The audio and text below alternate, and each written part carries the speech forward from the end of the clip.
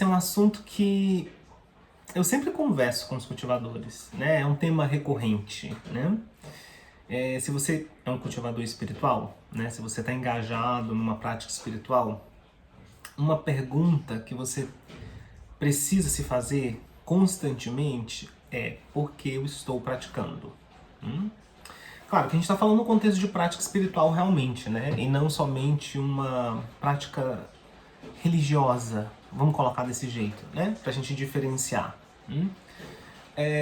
E aqui a gente está entendendo a prática religiosa como um ritual social, né? E a prática espiritual, o cultivo espiritual, difere disso porque então a prática espiritual ela se caracteriza como uma ação transhumana, né? Vai além do seu estado enquanto ser humano, né? Ou além do estado da consciência enquanto um ser humano, né? Porque a prática da espiritualidade, como o próprio nome indica, né, tem a ver com espírito, né?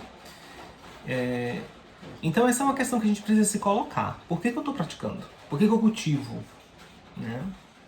E porque se a gente não se faz essa pergunta, é muito fácil que duas coisas aconteçam, né? Primeiro, a gente automatiza a prática. Qualquer que seja a sua forma de cultivo, né, nesse momento. Né? Embora a gente sempre possa, como eu já falei, né, a gente sempre possa entender cultivo espiritual com três conceitos, né? Virtude, concentração e sabedoria, visão clara. Né? Então, qualquer que seja o ponto aqui que você esteja enfatizando nesse momento da sua prática, é importante você se perguntar: por que eu estou fazendo isso? Porque quando a gente não se faz essa pergunta, nossa prática se automatiza. Né? Seja a prática formal, seja a prática não formal, que é aquela que deveria permear o seu dia a dia. Se automatiza. Normalmente, a prática informal ela se desfaz, né? Ela se perde na inconsciência da ação automatizada no dia a dia e a prática formal tende a ficar engessada e vazia. Esse é o primeiro ponto, né? Que é o risco de você não se fazer essa pergunta: por que eu estou praticando? O segundo é que você perca de vista o seu objetivo e o contexto, né, em que a sua prática se insere. Né? Então o primeiro risco tem a ver com uma dessensibilização, né? Aquilo se automatiza. E o segundo é uma falta de clareza mesmo. Né? Você perde o contexto. Então você não sabe como aplicar a prática nas diferentes situações. E de verdade, quando você se faz essa pergunta e você contempla essa questão e você começa a ter clareza, né, sobre esse questionamento, você protege o seu cultivo desses dois riscos. Né? Primeiro, ele não se automatiza, é algo vivo, porque está em contato com, né, a sua realidade. E segundo, é uma ferramenta flexível. Né? Você não entende o cultivo como simplesmente uma prática, né, um conjunto de ações organizadas numa determinada ordem, né, que eu faço de maneira ritualizada. O seu cultivo, as suas ferramentas de cultivo, quaisquer que sejam elas realmente se transformam em ferramentas com vasto potencial e você começa a perceber que elas são aplicáveis em qualquer circunstância da vida, de modo que é possível cultivar continuamente. Então vamos nos perguntar, por que nós cultivamos? Por que nós nos engajamos numa prática espiritual? A resposta mais básica é porque a gente sofre, certo? A gente busca uma religião, a gente busca qualquer coisa, né, que esteja além da nossa experiência imediata para solucionar uma insatisfação. Isso está por detrás de, né, qualquer busca. Né? A busca espiritual, né, o cultivo espiritual especificamente, é porque a gente sofre. E a gente começa a perceber que a experiência começa a se tornar realmente espiritual, né, quando a gente percebe que não tem nada aqui que realmente possa solucionar o nosso sofrimento de maneira completamente eficaz. E algumas pessoas chegam nessa conclusão mais rápido do que outras e de maneiras diferentes, né? Dentro de um ponto de vista do ocultismo, da alquimia interna, né? O fluxo mental, ele não se manifesta em uma vida apenas, mas numa sucessão de vidas, né? Incontáveis. E, bom, tendências vão sendo alimentadas. Então, algumas pessoas têm já uma tendência certa amadurecida, mais amadurecida, e mais cedo elas, né, começam a perceber o caráter insatisfatório da experiência, né, material, digamos assim. Mas o cultivo espiritual, verdadeiramente espiritual, começa aí. Ele começa com esse questionamento, né, essa dúvida, essa desconfiança da capacidade das experiências sensoriais produzirem satisfação permanente. E é basicamente isso que vai distinguir o cultivador espiritual de uma pessoa mundana. Vamos colocar esse termo religioso, né, nesse contexto. É que, digamos, o ser ali, né, o irmãozinho, a irmãzinha que está ali vivendo sua vidinha, né, cumprindo o programa de desenvolvimento da espécie, né, como impelido pela natureza instintiva, acredita que é alguma coisa que vai me produzir felicidade, né? Vai ser um casamento, vai ser um cônjuge, vai ser filho, vai ser conquista material, vai ser uma carreira, vai ser bens. E se você for olhar, a gente está nessa roda, por isso que os orientais chamam a roda do samsara, né? Porque é uma coisa que não termina. Quanto mais você caminha, quanto mais você move, mais você move. Quanto mais você move, mais você move, né? Imagine que você é um burrinho com uma cenoura na sua frente. Você fica girando, girando, girando, girando. Essa roda não vai parar enquanto você não para. E é isso que esse desejo para fora, que a gente falou lá na outra conversa, é isso que esse desejo lá para fora, ele produz o girar incessante dessa roda. Por isso, quando o Buda formulou as 4 verdades, né, o Buda da nossa era, o Siddhartha Gautama, quando ele formulou essas 4 verdades, ele falou, né, dukkha, sofrimento, a existência condicionada é sofrimento. Né? E ele apontou como origem do sofrimento esse anseio que se agarra no fenômeno que é composto. E que é a nossa cenourinha.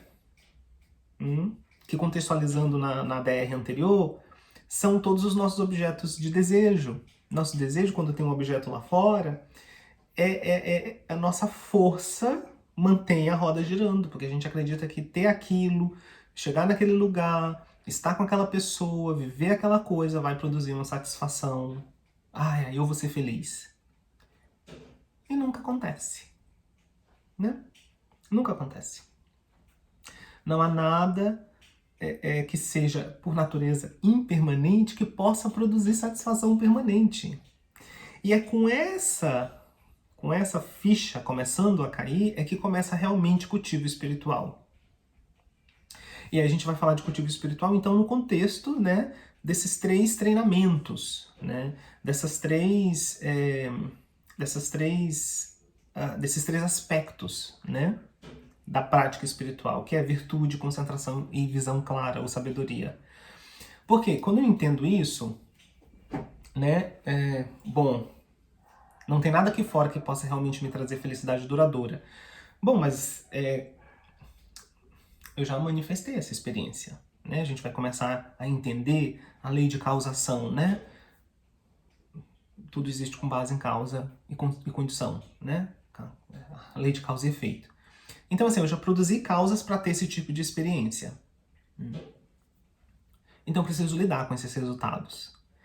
E aí é onde vai entrar, né, o tema da virtude, porque já que eu tenho que lidar com esses resultados, e já que eu já criei esse sonho, né, ou seja, essa projeção distorcida sobre o que quer que seja a realidade de fato, eu preciso lidar com isso. E é melhor que eu lide com isso de maneira virtuosa do que não virtuosa.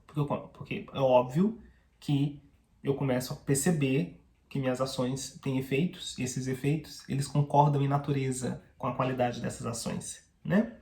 Então é óbvio que é melhor que eu abandone certas ações de corpo falimente, né? Pensamentos, palavras e ações, obviamente, e que eu comece a adotar alguns outros, porque eu percebo que, né, a jaca não vai dar maçã, a jaca vai dar jaca, né? Então, os meus atos de corpo, fala e mente vão produzir resultados que são semelhantes em natureza, né? E qualidade, tá? E basicamente isso é o cultivo de virtude. É onde eu começo a abandonar aquilo que é nocivo e adotar aquilo que é conducivo, né? Aquilo que é saudável. Isso vai produzir felicidade permanente? Não, mas isso suaviza a qualidade do sonho, né? O cultivo de virtude torna esse sonho, essa projeção, mais agradável, né? E isso é a tal da purificação do karma. Eu começo a produzir mais karma positivo do que negativo, ou seja, eu começo a criar mais causas de bem-estar temporário do que causas de mal-estar, embora ambos sejam temporários. Obviamente que é preferível ter bem-estar temporário, até porque essas condições de bem-estar, elas se aplicam também às condições que vão ser propícias para a prática. E bem, na perspectiva do cultivo espiritual, realmente, karma positivo para o praticante é aquele karma que produz resultados que me auxiliam na minha prática, né? E isso vai diferir, então, da perspectiva mais mundana, onde karma positivo vai ser sempre aquilo que traz prazer, indiscriminadamente.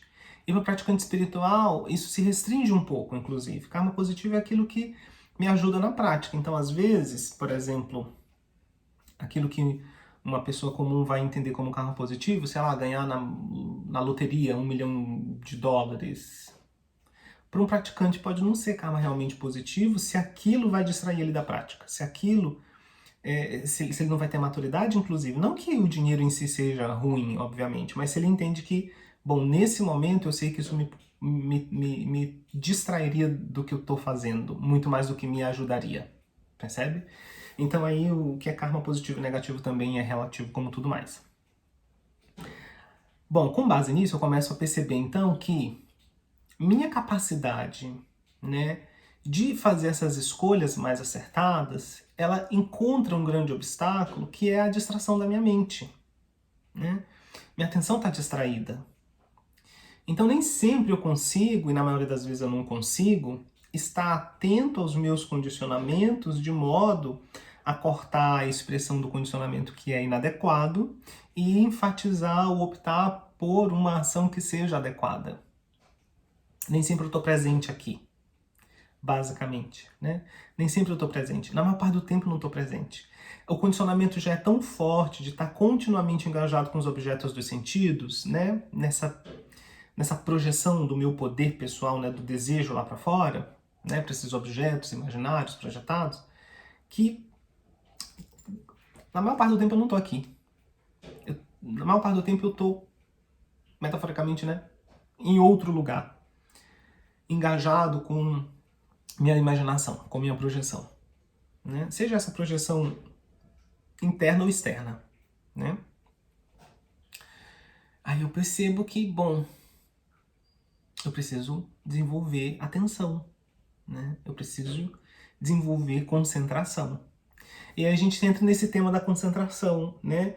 Que em algumas tradições espirituais é uma coisa que é, assim, explicitamente colocado, a importância da concentração. Qualquer que seja o nome que se use, né, para isso. Algumas pessoas dizem, a palavra concentração não é muito legal porque ela implica esforço. Não, a palavra em si não implica esforço. Talvez a forma como a palavra seja usada em alguns contextos, né, implica a noção de esforço, mas não. Concentração quer dizer estar no centro, com o centro. E o centro, ele é elegível, né? E o cultivo de concentração é basicamente isso. Você vai escolher um ponto como o centro da sua atenção e vai, né, se familiarizar com manter sua atenção naquele ponto que você elegeu como centro. Esse pode ser um objeto externo, né? Qualquer objeto, a priori qualquer objeto, de preferência um objeto, né, neutro ou virtuoso.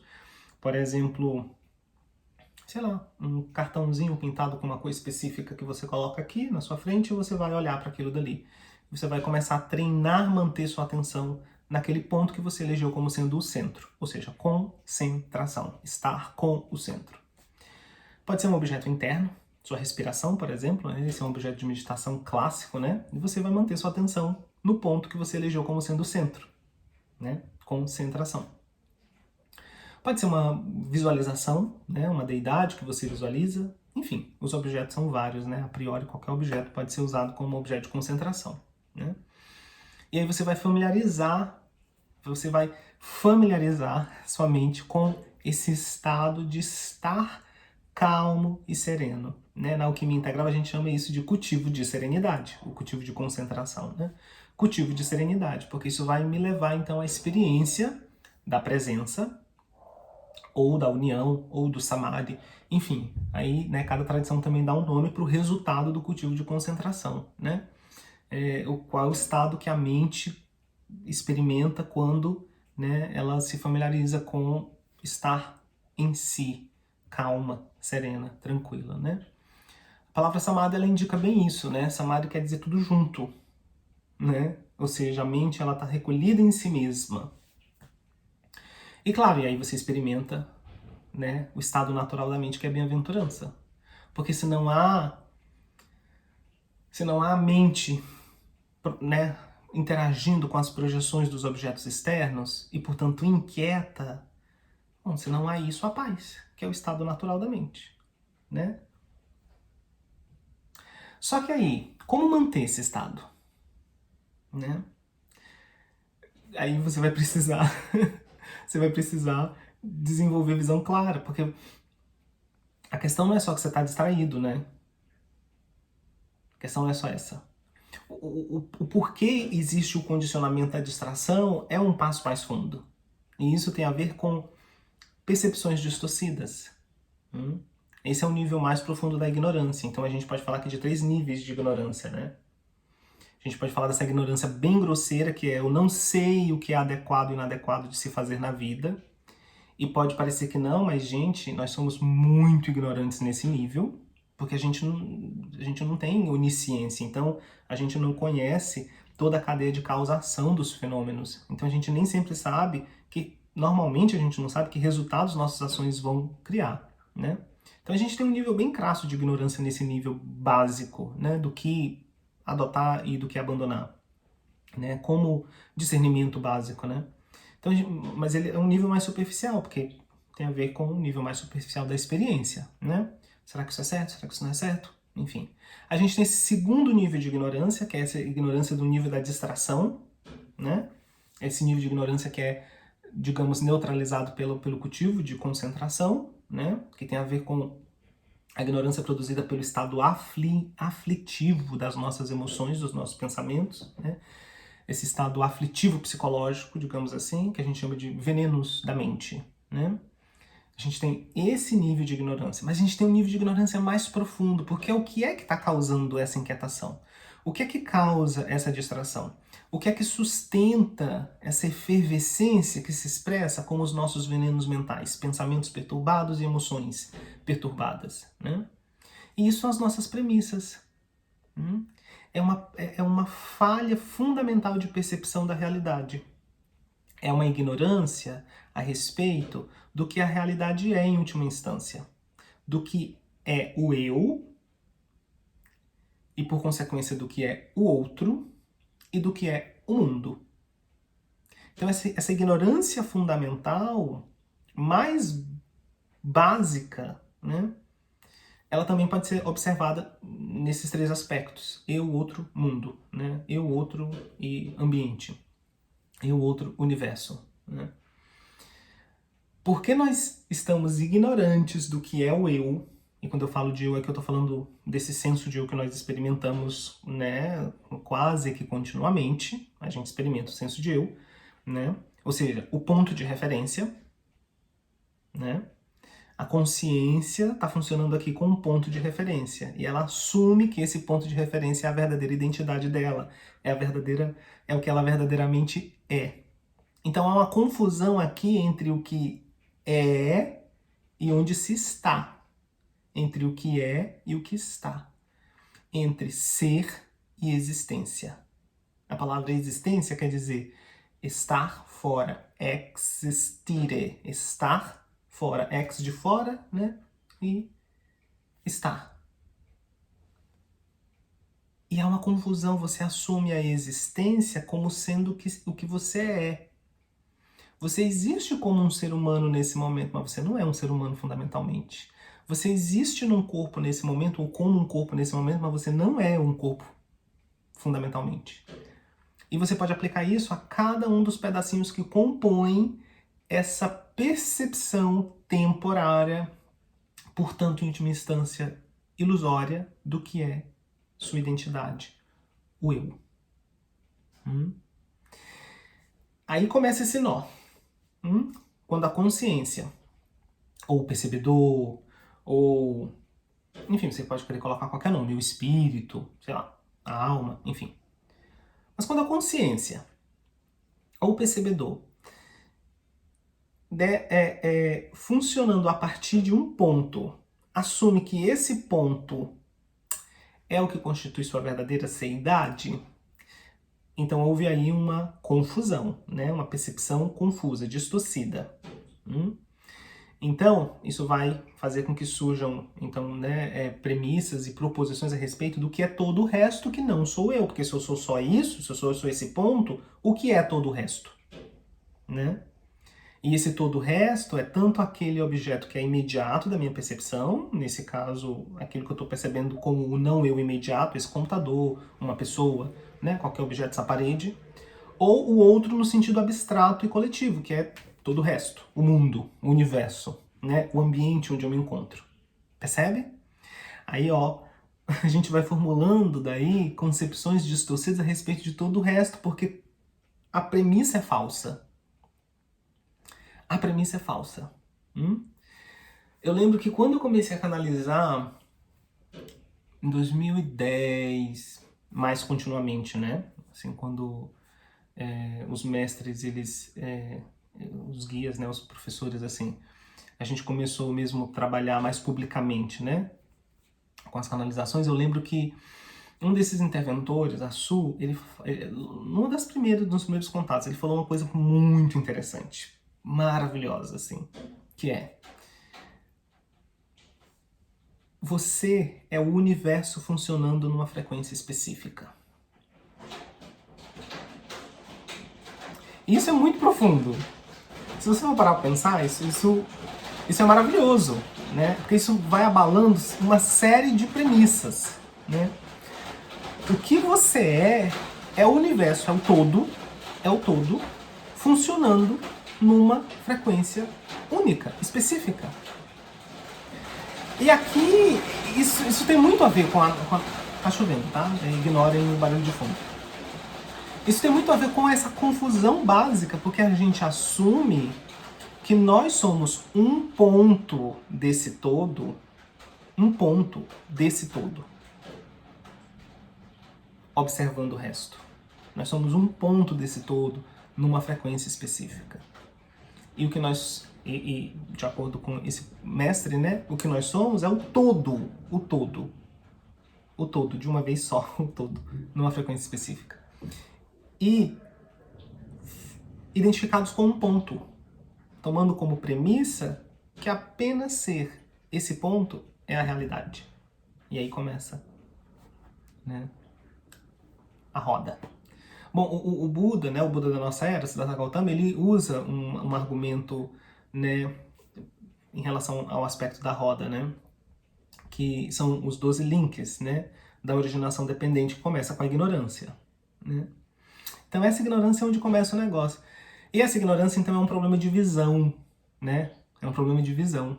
A visão está distorcida, a percepção da realidade está distorcida. E isso diz respeito ao cultivo de sabedoria, dentro daqueles 3 aspectos do cultivo. Voltando para a nossa pergunta, por que você pratica? Você pratica porque você sofre. Eu cultivo porque eu sofro. Eu tenho um sofrimento. E eu não sei como resolver esse sofrimento. Ignorância. Então eu preciso atuar nesses 3 níveis. Eu preciso começar a adotar, né, a fazer escolhas mais inteligentes, que produzam resultados melhores dentro do meu mundo projetado, do meu mundo, né, ilusório. Eu preciso estabilizar a minha mente, porque ela está perturbada com tanta aflição, no nível emocional, psicológico, né? Então eu preciso aquietar a minha mente para que eu tenha chances de começar a ter insights, né? Lapsos da realidade, né? Ou seja, sanidade, basicamente, né? Lapsos do que é realmente a realidade, né? E com base, então, nesse estado mais calmo, concentrado, eu possa perceber a realidade, né? À medida que eu vou percebendo o que é, instantaneamente a ignorância se desfaz. Um exemplo muito citado pelos mestres é aquele exemplo de a corda e a cobra, né? No escuro você olha, você entra numa sala no escuro e você vê uma cobra no chão. Alguém acende a luz e você vê que não era uma cobra, era uma corda. Você não precisou fazer nada, né? A cobra nunca esteve ali. Simplesmente ver a realidade é o suficiente. É a mesma coisa. Não existe uma ignorância, não existe a ignorância como uma coisa de fato que precisa ser destruída ou tirada de algum lugar. Né? O obscurecimento ele não é real, ele é um resultado da distorção da percepção. Mas a gente precisa então dessa estrutura, né? Porque essa é uma questão bem delicada, né, no processo de instrução, né? É que a gente vai recebendo instrução, a gente vai recebendo ensinamento e a gente acha que apenas entender intelectualmente isso é suficiente. Ah, eu entendo a vacuidade, eu entendo o caráter ilusório do eu entendo o caráter ilusório dos fenômenos. Mas isso não é o suficiente. Isso não é o suficiente, porque é como você comparar quando você, sei lá, alguém te dá um pé na bunda, por exemplo. Né? Você estava num relacionamento, essa pessoa te trai, ou essa pessoa termina com você. Sabe, você saber que aquele fenômeno ele é vazio de existência inerente não tira a dor da experiência, né?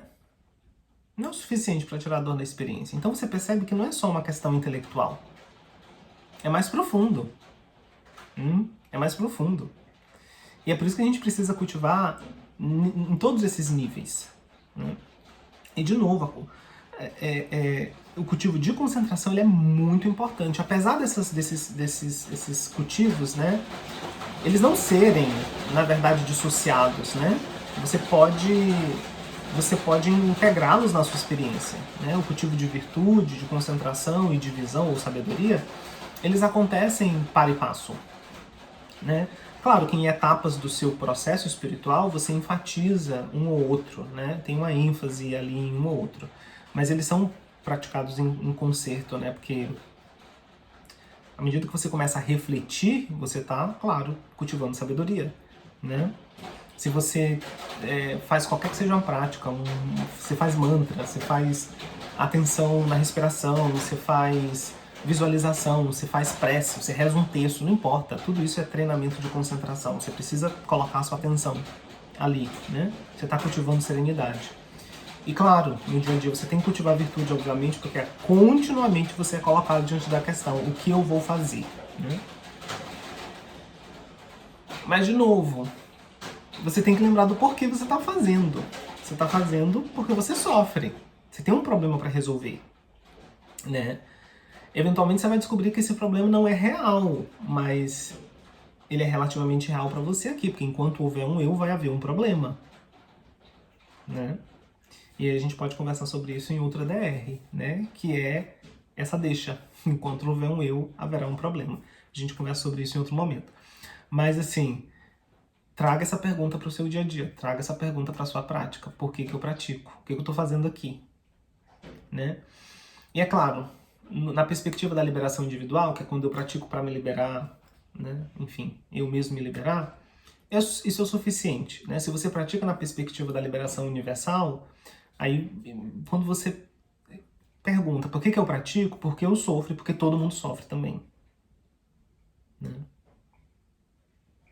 Não só sou eu que sofro, todo mundo sofre. As pessoas que eu amo, né? Eu já amei todo mundo em algum momento. Se você já compreende a lógica, né, da ideia da reencarnação, né, você já amou todo mundo em algum momento. Todo mundo já foi um ser muito querido para você em algum momento. E aí você pode se questionar, bah, essa casa tá pegando fogo, eu vou sair sozinho correndo? Se você quer ajudar outras pessoas a sair dessa casa pegando fogo, você vai precisar, então, desenvolver grandes capacidades, né? Você vai precisar de muita sabedoria. Aliás, você vai precisar de sabedoria. Você vai precisar de poder, né? E a concentração é a mãe dos poderes, né? Você vai precisar de recursos.